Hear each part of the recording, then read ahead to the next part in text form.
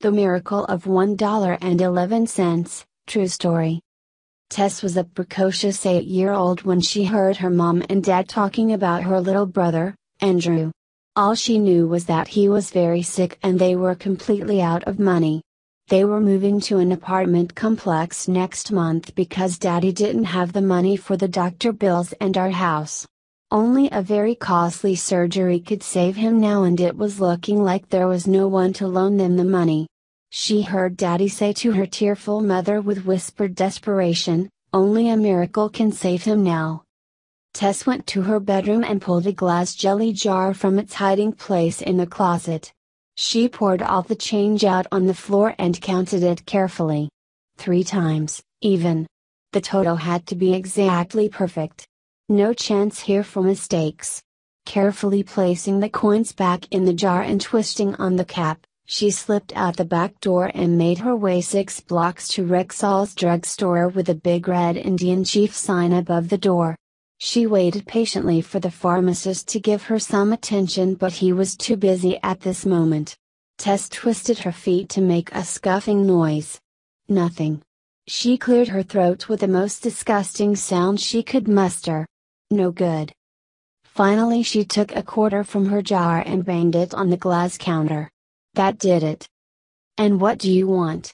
the pharmacist asked in an annoyed tone of voice.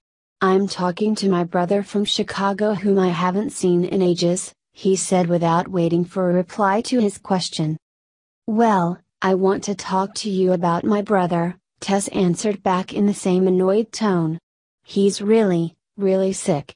And I want to buy a miracle." "I beg your pardon?" said the pharmacist. "His name is Andrew and he has something bad growing inside his head, and my daddy says only a miracle can save him now. So how much does a miracle cost?" "We don't sell miracles here, little girl. I'm sorry but I can't help you," the pharmacist said, softening a little. "Listen, I have the money to pay for it. If it isn't enough, I will get the rest. Just tell me how much it costs." The pharmacist's brother was a well-dressed man.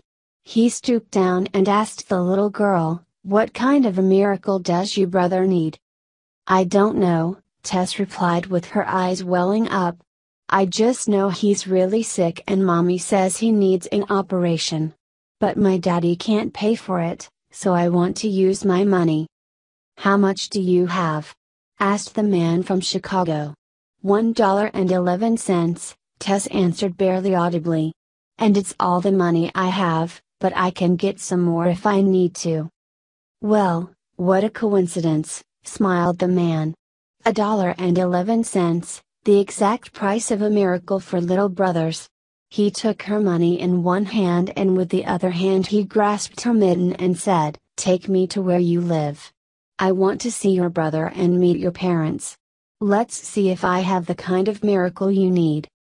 That well-dressed man was Dr. Carlton Armstrong, a surgeon, specializing in neurosurgery.